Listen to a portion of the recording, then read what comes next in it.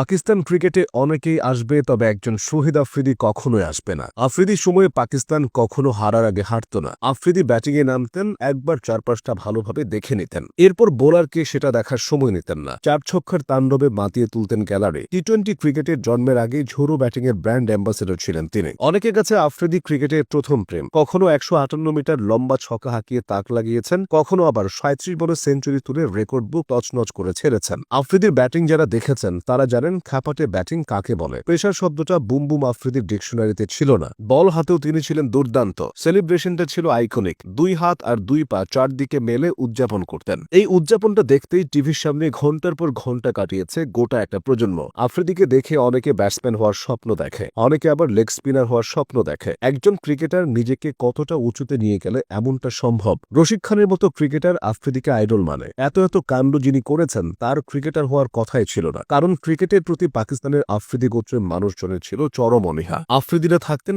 আফগান সীমান্তে, পরে সেখান থেকে তারা পাকিস্তানের করাচিতে চলে আসেন। সেখানেই তাদের পাশের গলিতে থাকতেন ৮০ দশকের নামকরা ব্যাটসম্যান হারুন রশিদ। তাকে দেখে আফ্রিদির ক্রিকেট প্রেম বেড়ে যায়। তবে হারুনের মতো আফ্রিদি ব্যাটসম্যান হতে চাননি, বল করতেই বেশি পছন্দ করতেন। ১৯৯৬ সালে দক্ষিণ আফ্রিকা, পাকিস্তান ও শ্রীলঙ্কাকে নিয়ে ৪ জাতির টুর্নামেন্ট আয়োজন করে কেনিয়া। সাকলাইন মুশতাক তখন পাকিস্তানের অন্যতম সেরা বোলার, কিন্তু শ্রীলঙ্কার বিপক্ষে মাঠে নামতে পারেননি ইনজুরির কারণে। তার জায়গায় দলে নেওয়া হয়েছিল তরুণ আফ্রিদিকে। পাকিস্তানের রান দরকার, রমিজ রাজার ব্যাটিং ছিল ধীর গতির। সব ভেবে মোটামুটি ব্যাটিং জানা আফ্রিদিকে নামানো হলো। এরপর যা হলো সেটা স্রেফ অকল্পনীয়। ক্যারিয়ারের দ্বিতীয় বলে বিশাল এক ছক্কা দিয়ে শুরু, এরপর ১৮ বলে 50-র ঘর পেরিয়ে পরের ১৯ বলে করলেন আরো ৫০। সব মিলিয়ে ৩৭ বলেই ১০০ গড়ে ফেললেন ওয়ানডেতে দ্রুততম সেঞ্চুরির রেকর্ড। মজার বিষয় হলো সনাত জয়াসুরিয়ার বলে আফ্রিদির হাঁকানো ২টি ছক্কা মাঠের বাইরে থাকা গাড়ির কাজ ভেঙে ফেলে। এরপর থেকেই বদলে গেল পরিচয়। একজন লেগ স্পিনার হয়ে উঠলেন অলরাউন্ডার। পুরো বিশ্বজুড়ে খ্যাতি পেয়ে গেলেন বুম বুম আফ্রিদি নামে। পরবর্তী সময়ে এমন মারকাটারি ব্যাটিংয়ে বহু ম্যাচ জিতিয়েছেন তিনি। মাঠে নেমে দলের অবস্থা তোয়াক্কা না করে ৪ ছক্কার ফুল ঝুরি ছুটিয়েছেন।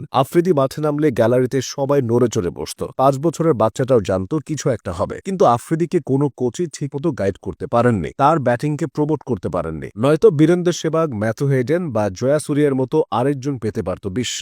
বব উলমার, যাকে বলা হতো পাকিস্তানের অন্যতম সেরা কোচ, ২০০৭ বিশ্বকাপে যার পাওয়া গিয়েছিল হোটেল রুমে, তিনি একমাত্র বুঝতেন আফ্রিদিকে। উলমার ছাড়া কেউ আফ্রিদিকে ভালো মতো ব্যবহার করতে পারেনি। ক্যারিয়ারের দিকে তাকালে দেখা যায় ৩ ফরম্যাটে ৫ শতাধিক ম্যাচে ১১,০০০ রান আফ্রিদির। এর মধ্যে ওয়ানডেতে করেছেন ৮,০০০-এর অধিক রান, শতক আছে ১১টি, বল হাতে উইকেট নিয়েছেন ৫ শতাধিক। সব মিলিয়ে কিংবদন্তি জায়গায় অনায়াসে বসিয়ে দেওয়া যায় তাকে। তবে তাকে নিয়ে সমালোচনা ছিল অতি আক্রমণাত্মক ব্যাটিং করতে গিয়ে দলকে বিপদে ফেলেছেন, বল টেম্পারিং করে সমালোচিতও হয়েছেন। তবে তার জনপ্রিয়তার তুলনায় সেসব কিছুই না। বর্তমানে আফ্রিদির বয়স ছুঁয়েছে ৪৫-এর ঘর। এখনও টি-10 থেকে শুরু করে নানা রকম ক্রিকেট খেলে যাচ্ছেন। পাকিস্তানের বহু তরুণের জন্য তিনি অনুপ্রেরণা। শহীদ আফ্রিদিকে আসলে ব্যাখ্যা করা যায় না, তাকে শুধু উপভোগ করা যায়। তার মতো চরিত্র পাকিস্তান ক্রিকেট তো দূর, বিশ্ব ক্রিকেটেও হয়তো আসবে না।